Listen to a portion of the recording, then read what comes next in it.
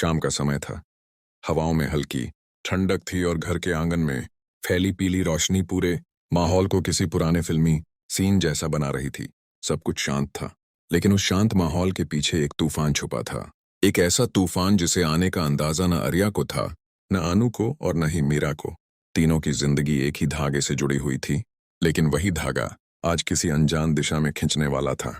आर्या हमेशा से शांत, समझदार और संतुलित इंसान रहा है। घर और रिश्तों की जिम्मेदारियों में अक्सर उलझा रहता था और शायद इसी वजह से वह दूसरों की भावनाओं को समझने में थोड़ा देर कर देता था। अनु उसके बेहद करीब थी, बचपन की दोस्त, घर की अपनी बेटी जैसी, और कोई जिसे देखकर आर्या हमेशा सुकून महसूस करता था। दूसरी तरफ मीरा थी, आत्मविश्वासी, खुलकर बोलने वाली और दिल में जो आए वह बेझिझक कह देने वाली।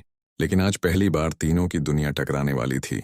आर्या आंगन में रखी कुर्सी पर बैठा था, हाथ में चाय का कप लिए, सोच में डूबा हुआ। उसके विचारों को तभी किसी ने छुआ, मीरा की धीमी आवाज ने। आर्या, क्या मैं तुमसे थोड़ी बात कर सकती हूँ? उसके स्वर में झिझक थी, लेकिन साथ ही एक अजीब सी गंभीरता भी। आर्या ने उसे देखकर मुस्कुराकर सिर हिलाया। हाँ मीरा, बोलो। मीरा ने एक गहरी सांस ली, जैसे कुछ भारी सा दिल में अटका हो और अब बाहर आना चाहता हो। वह आर्या के सामने खड़ी हो गई। उसकी आंखें हल्की कांप रही थीं और हाथों में भी थरथराहट थी, लेकिन वह खुद को मजबूत बनाए हुए थी। तभी उसने धीरे से कहा, आर्या, मुझे तुमसे एक बहुत जरूरी बात कहनी है। आज नहीं कहूंगी तो शायद कभी नहीं कह पाऊंगी। आर्या चौंका, पर उसने कुछ नहीं कहा, बस अपनी आंखों से इशारा किया कि मीरा आगे बोले। तभी मीरा ने अपनी सारी हिम्मत जुटाकर वह बात कह दी जिसने पूरे माहौल को एक पल में बदल दिया। आर्या, मैं तुमसे प्यार करती हूँ, बहुत दिनों से करती हूँ, और अब और नहीं छुपा सकती। ये शब्द हवा में जैसे टिक गए। समय रुक गया। आर्या की उंगलियां कप पर थम गईं, उसकी सांसें भारी हो गईं।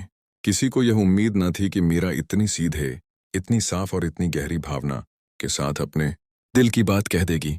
लेकिन उस पल में एक और शख्स मौजूद थी, आनु। वह रसोई से पानी लेने आई थी, पर मीरा की आवाज सुनकर वहीं रुक गई। और जब मीरा ने वह 3 शब्द कहे, आई लव यू आर्या, अनु की दुनिया जैसे वहीं रुक गई। उसके पैरों के नीचे से जमीन खिसक गई। दिल तेज धड़कने लगा, जैसे किसी ने उसे अचानक भारी चोट पहुंचा दी हो।